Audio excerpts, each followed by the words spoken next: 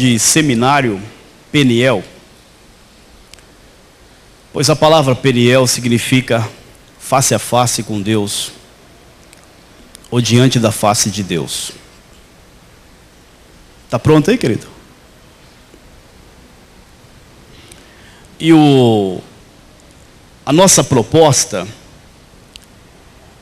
é conversar com os irmãos de uma forma muito franca, de uma forma muito aberta, sobre a nossa realidade que nós estamos vivendo hoje. A nossa realidade diante de Deus. E eu creio que todos nós que fomos sendo sinceros com Deus e com nós mesmos, vamos ser ministrados pelo Senhor de uma forma especial. Porque o desejo de Deus é que nós vivemos essa vida diante da sua face. Então por isso que nós colocamos ali um chamado para viver diante da face de Deus. Nós vamos analisar aqui alguns aspectos que precisamos, como eu digo, quando eu disse ser aberto, ser sincero, ser transparente, porque é somente assim para nós alcançarmos uma libertação. Porque o propósito dessa palavra, primeiramente, é nos trazer uma libertação.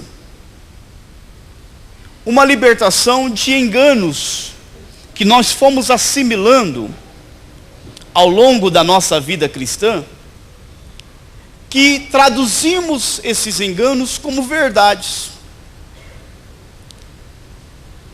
E quando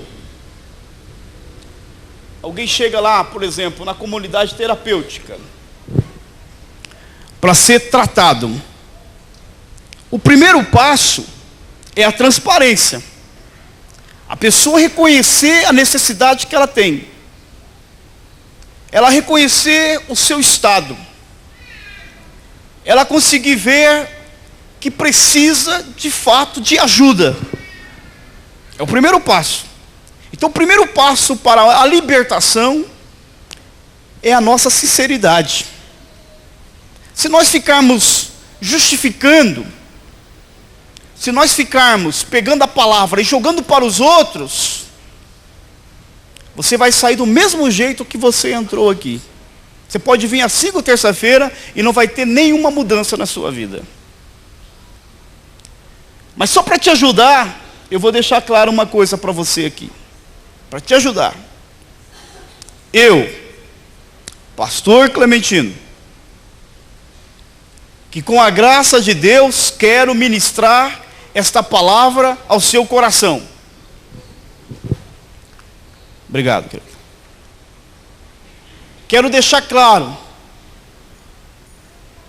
que não me coloco aqui como mestre, não me coloco aqui como alguém que já está em um nível elevado. Eu me coloco aqui como alguém que também precisa ouvir esta palavra e ser ministrado pelo Senhor para alcançar a vontade de Deus para a minha vida. Então vejamos, querido, nós vamos correr porque a hora passou bastante, fugiu um pouquinho do meu controle aqui, falei demais na hora da oferta. Mudou? Vamos lá. Vamos ler comigo o texto? 1 no 3. 1, 2, 3. Conheçamos e prossigamos em conhecer ao Senhor. Olha, queridos, eu fiz uma breve pincelada para os jovens na escola que eles tiveram, falando sobre o conceito de vida, a forma de pensar, a construção de uma mentalidade que nós cristãos deveríamos ter o que chamamos de uma cosmovisão. A visão do mundo, a visão da vida, a forma de definir, de entender, de criticar, de julgar as coisas. Nós deveríamos fazer isso com uma mente cristã. Nós deveríamos construir a nossa mentalidade à luz da palavra. Porém, nós temos sido influenciados pelo modo de pensar do mundo, por conceitos que têm adentrado até no que diz respeito à vida cristã, mas que são formulados por um mundo, pelo mundo, ou por pessoas que não têm uma vida de intimidade com Deus. Por isso que Paulo, ele exorta a igreja em Roma dizendo: irmãos, não entreis na forma do pensamento do mundo. Vocês não podem pensar como o mundo. Vocês não podem ser uma massa de manobra do mundo. Antes vocês têm que ter uma mente transformada, renovada. Para quê? Para que experimenteis a boa, a perfeita e agradável vontade de Deus. E para que tenhamos então uma mentalidade, um pensar, um discernir, uma visão bíblica, uma visão de Deus, da vida, da fé, do nosso relacionamento com Deus, do cristianismo. Aqui está o segredo, em conhecer a Deus, mas não apenas conhecer por um momento, porque eu e você não podemos esquecer que nós somos limitados, mas Deus é ilimitado. Nós somos finitos, mas Ele é infinito. Que ninguém vai chegar aqui nesta vida num estágio de achar que já aprendeu tudo de Deus. Aí está a raiz do nosso problema, porque já julgamos que temos o conhecimento de Deus, a ponto de não abrir mais a Bíblia para ler, a ponto de achar que não precisamos mais de estudo bíblico, a ponto de acharmos que não precisamos mais de igreja, que não precisamos mais de alguém para nos ensinar. Mas o conselho é que nós devemos prosseguir no nosso conhecimento de Deus, para saber realmente quem é o nosso Deus. Porque se você não sabe nem quem é o seu Deus, como você vai relacionar com Ele? Porque existe namoro, não é para a gente ir conhecendo? Quem casou sem conhecer a esposa ou o marido? Ou ficou só no lambe-lambe? Ou já casou da noite para o dia e daqui a pouco decepcionou? Meu Deus, o que eu fui fazer? Não conheceu. Então, se você não conhece, não tem relacionamento profundo. Relacionamento requer conhecimento. Então, primeira coisa, amados, nós precisamos saber quem é Deus. E eu coloquei 5 pontos ali, bem básico, para a gente definir. Claro que Deus é inexplicável, mas vamos lá. Primeiro, nós temos que entender a eternidade de Deus. O que é compreender a eternidade de Deus? É saber que Ele nunca teve início.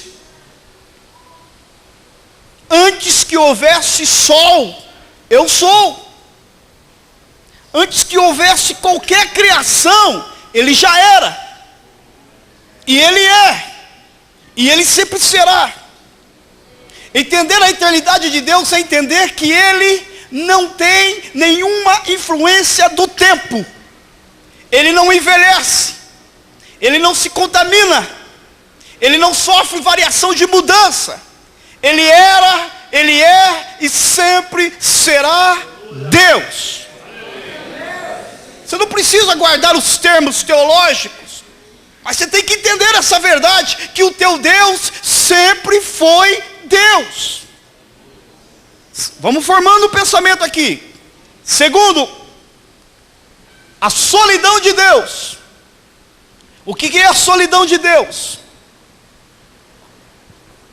Se Ele é eterno, se Ele sempre existiu, então teve um tempo que só existia Deus. Por quê? Eu não sou eterno, você não é, os anjos não são. Nós somos eternos no sentido de não ter fim. Mas daquele que nunca teve início, só Deus é realmente, plenamente, a palavra eterno cabe somente a Deus. Então teve um tempo, que nós não sabemos quanto tempo foi, que não existia céus, não existia anjo, não existia terra, não existia sol, não existia ninguém. Mas lá estava Deus, porque Ele é Deus eterno. Aí, queridos, nós vamos entender um outro ponto. A independência de Deus.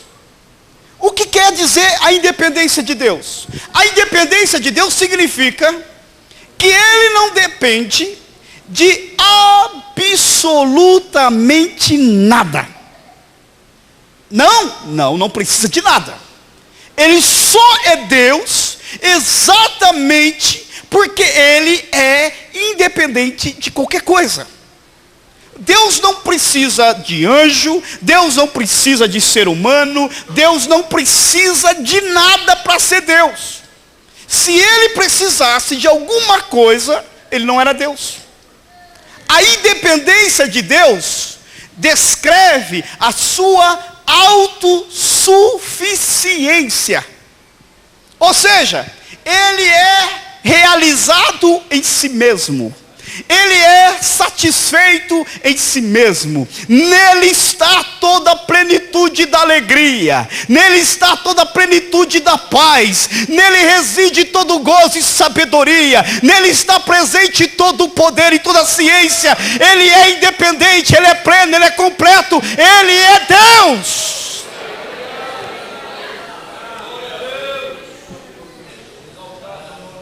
Então vejamos. Se Ele é eterno, se algum tempo da história, como diz os teólogos, se podemos chamar isso de tempo, já que não tinha nem dia nem noite, Ele era só Ele, na sua solidão, uma palavra humana para se aplicar a Deus, só para ficarmos na nossa compreensão, e Ele é independente, não precisa de nada. Aí vem o quarto ponto desse fundamento do nosso conceito de Deus, é quando entra a criação. Ele vai criar todas as coisas. Criou os céus, criou a terra, criou os répteis, criou as aves, criou os peixes, criou as feras do campo. Mas chegou uma hora que Ele criou o homem, o único ser da criação, dotado de inteligência, criou a sua imagem e semelhança. E aí, preste atenção, não é tão complicado entender o que eu estou dizendo. Vamos recapitular de novo. Ele é eterno, Ele sempre existiu. Em algum momento está só Deus. Mas Ele é independente, Ele não precisa de nada.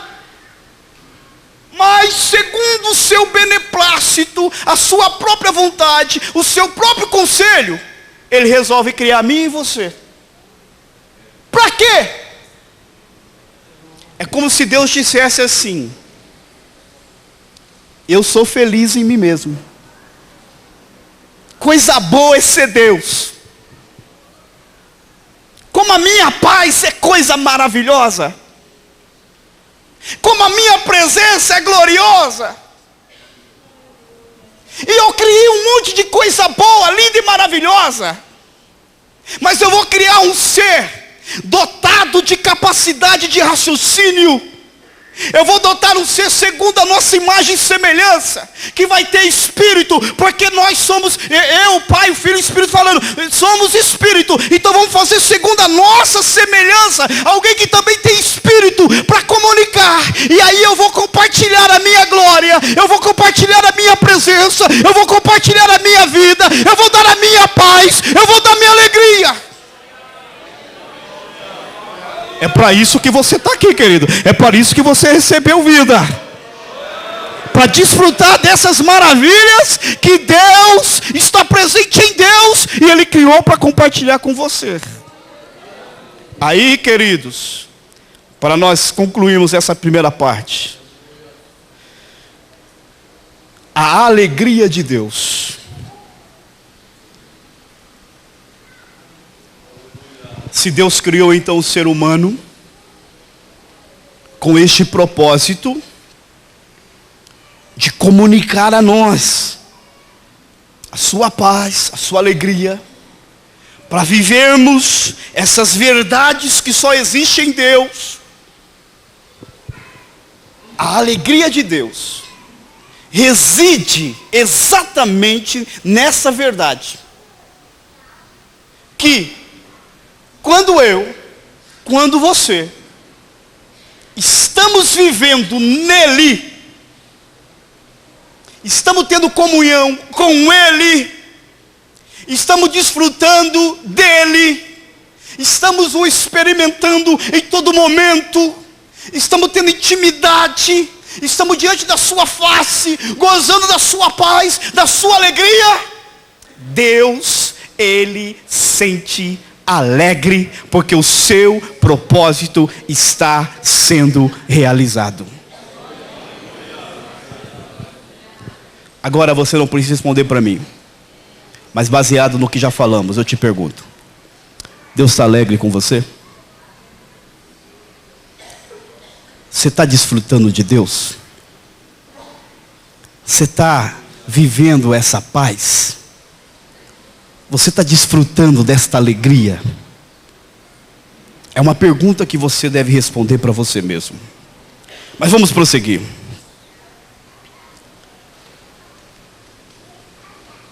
Aí vem o grande problema, que é o maior problema do homem, que é a sua separação de Deus, o pecado.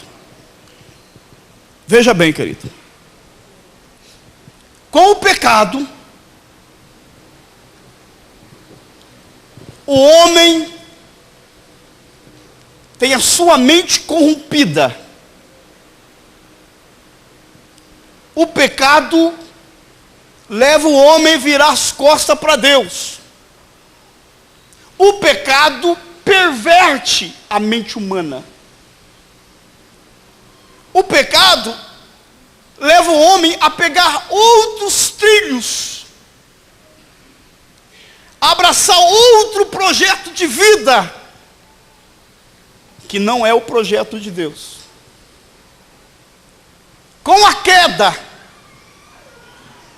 o homem tem a sua comunhão rompida com Deus. E aí,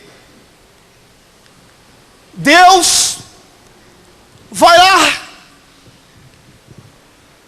como de costume,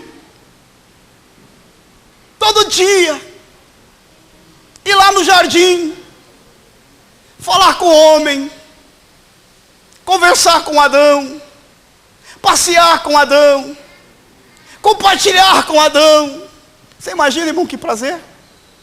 Você imagina que privilégio?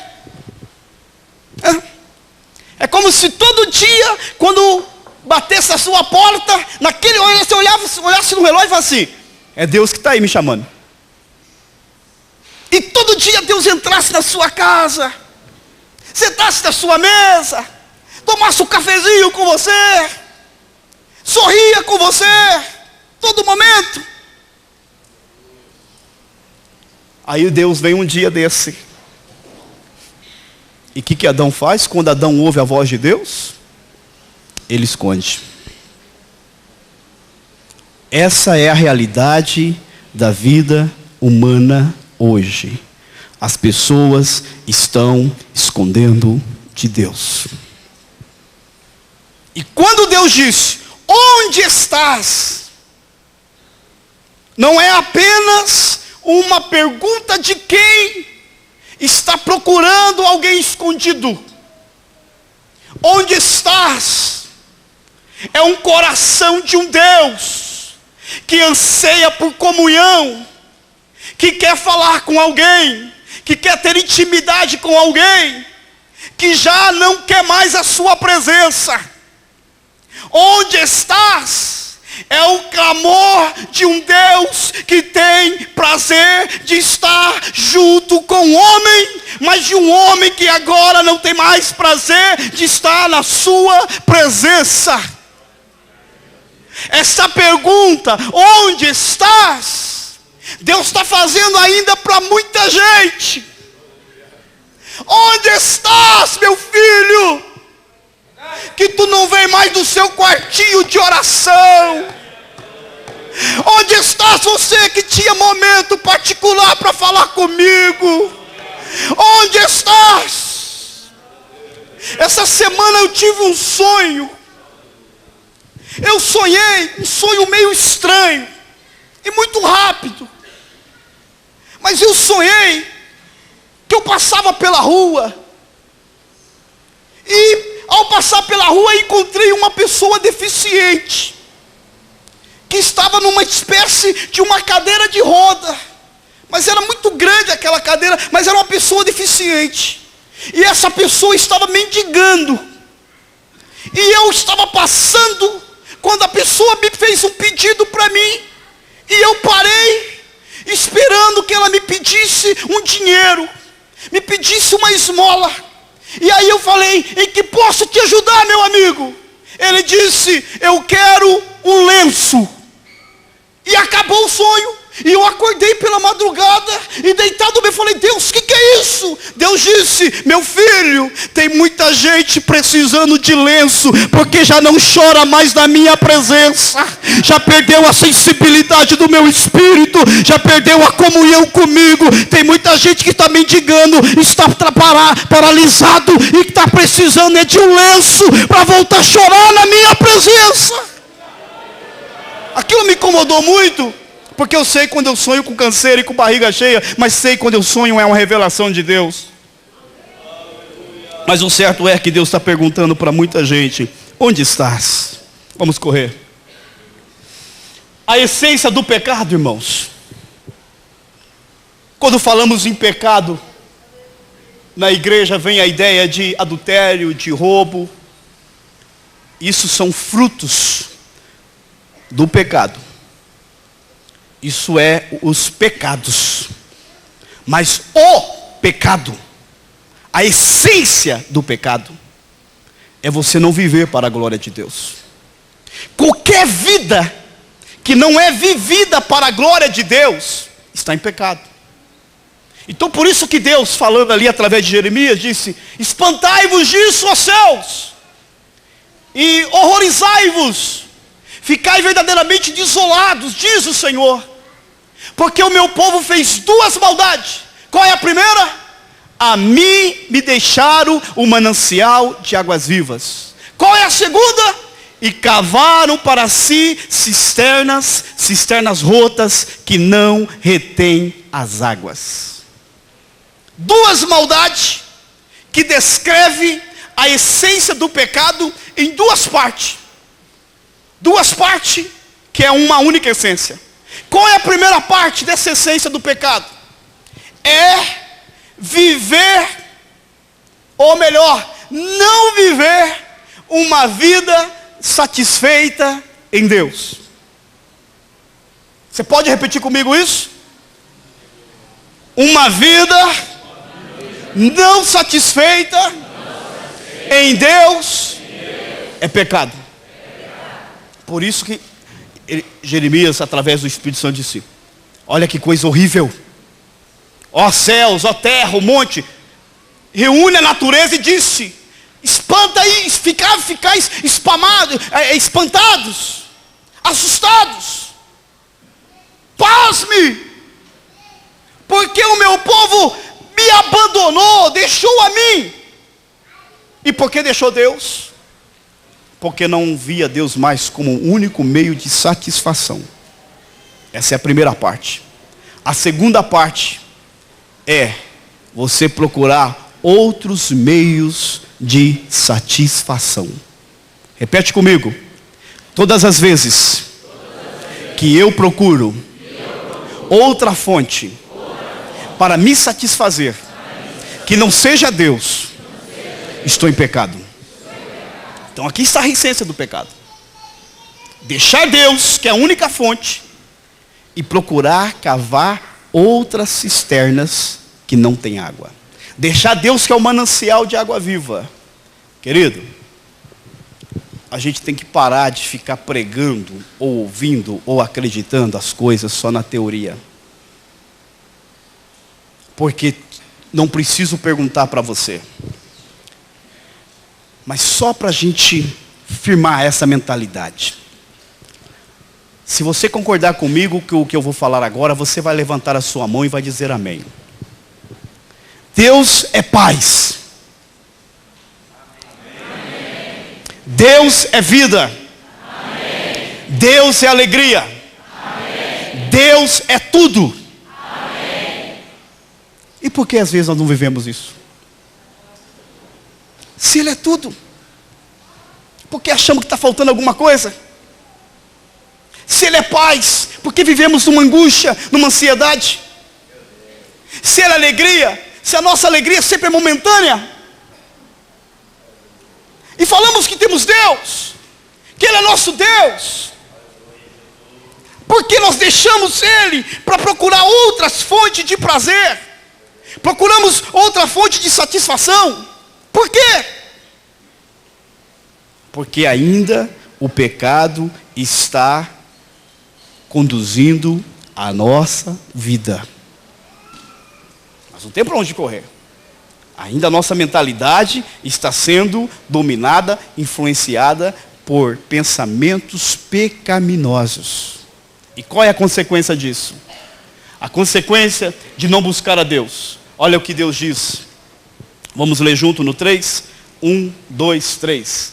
Porquanto não serviste ao Senhor teu Deus com alegria e bondade de coração, pela abundância de tudo, assim servirás aos teus inimigos, que o Senhor enviará contra ti, com fome, com sede, com nudez, com falta de tudo, e sobre o teu pescoço porá um jugo de ferro, até que te tenha destruído. Porque o povo ia passar por esse jugo? Por qual motivo, por qual razão o povo ia enfrentar essa triste realidade? Uma vida debaixo de jugo, uma vida de nudez, de fome, de sede, por não desfrutar de Deus, por não viver em Deus, por não ter Deus como a sua fonte única de prazer e alegria. Nós vamos falar um pouquinho daqui à frente. Você pode até servir a Deus, mas sem desfrutá-lo, sem prová-lo, sem experimentá-lo, sem ter uma verdadeira comunhão com Ele. E por não viver nele, desfrutando dele, satisfeito nele, é que nós vivemos hoje uma vida debaixo de muito jugo. Quantos estão na igreja, mas não têm prazer em Deus?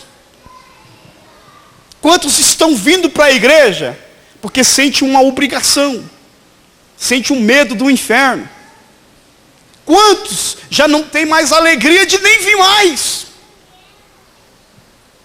Quantos não têm nem mais vontade de dobrar o joelho para orar? Hoje tem pessoas que estão na igreja e às vezes você fica perguntando por que ela veio. Porque está cantando, você vê que ela não mexe nem os lábios. Na hora da oração, não mexe nem os lábios. Na hora da pregação, você não vê ela fazendo nenhum movimento de adoração a Deus.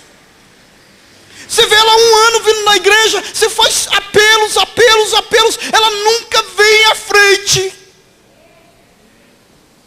E aí, a pessoa começa a viver uma vida de amargura, uma vida sem alegria, uma vida sem paz. E aí algumas pessoas ainda querem questionar, quer achar que o problema está na igreja, o problema está no pastor, o problema está na liturgia, o problema está no governo, o problema é que está faltando dinheiro, o problema é porque o meu sonho não se realiza, o problema é isso ou aquilo. Não, querido, isso é falta de Deus, porque quem tem Deus tem tudo. Quem tem Deus tem alegria, quem tem Deus tem paz, quem tem Deus tem gozo, quem tem Deus tem a própria vida de Deus dentro da sua alma.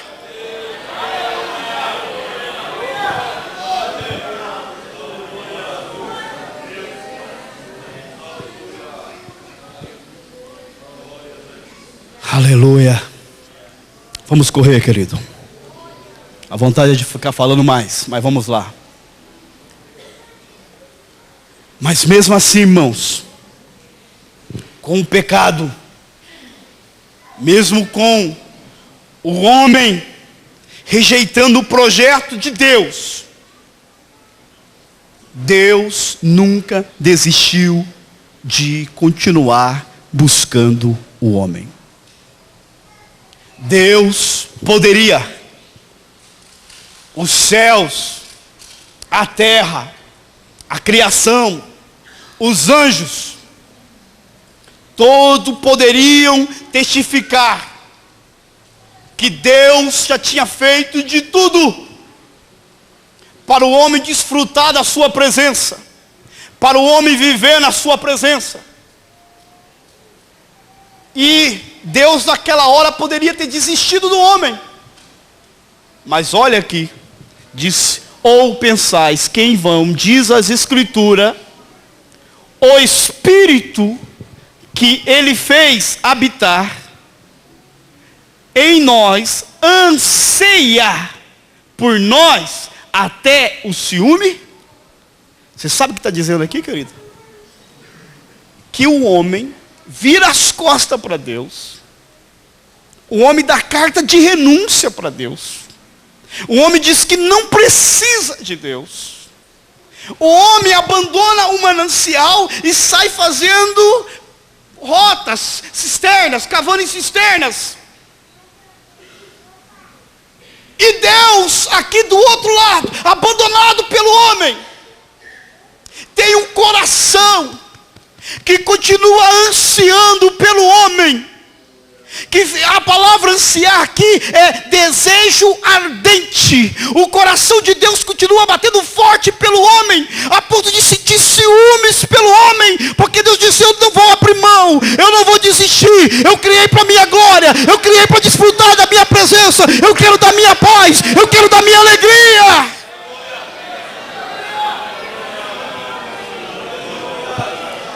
Levante a tua mão e adore a Deus, porque você só está aqui porque Ele não desistiu de você. Ele não desistiu de você. Ele não desistiu de você. Ele não desistiu de nós. Mesmo quando pegamos caminhos e fomos para bem longe dEle, Ele continuou desejando pela nossa presença. Ele quer ter comunhão comigo e com você.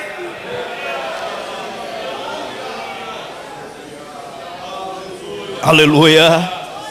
Aleluia. Aleluia. Aí, querido, é um momento que Deus não foi pego de surpresa. Deus não precisou de tomar uma medida emergencial. Deus não precisou de plano B. Deus já desde a fundação do mundo já tinha provido o Cordeiro de Deus para morrer no meu e no seu lugar. Porque o pecado se fez um abismo entre eu e Deus, um abismo intransponível, De um lado está um Deus desejoso, querendo compartilhar a sua presença, mas no meio tem um abismo que não pode ser passado pelo homem. E aqui está um homem que já não deseja mais Deus. Por isso que a salvação é pela graça, porque a graça mostra a disposição de um Deus que não tem a obrigação de salvar o homem, e de salvar um homem que não merece ser salvo, mas mesmo sem Deus ser obrigado, e o homem não ter mérito algum, Ele envia o seu Filho amado Jesus Cristo, para morrer por mim e por você. A cruz é a ponte que Deus estabeleceu entre o homem e Deus. Jesus Cristo é o nosso mediador. Jesus Cristo é o caminho, a verdade e a vida. Por isso que nem baixo desse céu, em cima dessa terra, não há nenhum outro nome pelo qual devamos ser salvos, a não ser o nome de Jesus. Eu gostaria que você levantasse a sua mão por um momento e adorasse o nome de Jesus. É por causa dele que a salvação ainda é possível. É por causa dele que você pode ter comunhão com Deus. É por causa dele que você tem acesso à presença de Deus. É por causa dele que mesmo lá na tua casa, sem um músico para tocar, sem um pastor para pregar, é por isso que mesmo lavando a tua louça, você pode sentir a presença de Deus. É por causa de Jesus que mesmo dirigindo o seu carro, você pode ter comunhão com o Senhor. É por causa de Jesus que mesmo lá no seu trabalho, num ambiente secular, com tanta opressão maligna, tem hora que você corre para o banheiro para enxugar as suas lágrimas, porque você sente Deus, você tem comunhão com Deus. É por causa de Jesus, é por causa de Jesus, é por causa de Jesus. É por isso que em toda parte do mundo tem pessoas lavadas, remidas pelo sangue, que se reúnem para dizer: Jesus é bom, Jesus é maravilhoso, Jesus é tudo. Glória a Jesus, glória a Jesus, glória a Jesus, glória a Jesus, glória a Jesus, glória a Jesus, glória a Jesus, glória a Jesus. Aleluia.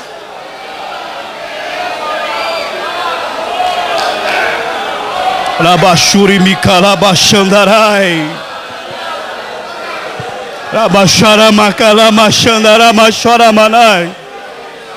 Aleluias, aleluias, aleluias. E olha aqui, amados, olha esse texto, como ele é fundamental para nós compreendermos essa verdade que estamos transmitindo. Primeira Epístola de Pedro, capítulo 3, versículo 18.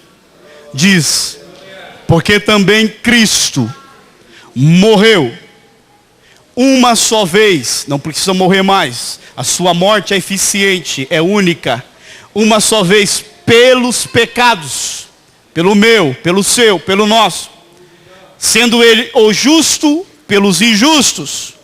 Para que ele morreu?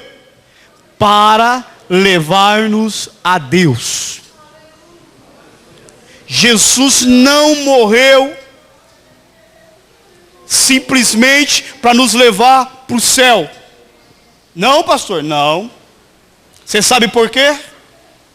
A maravilha do céu, se for literalmente, porque o livro do Apocalipse, muitas escrituras é apenas figurativas, mas se for literal, você chegar lá no céu, a maravilha, irmãos, não será andar em ruas de ouro.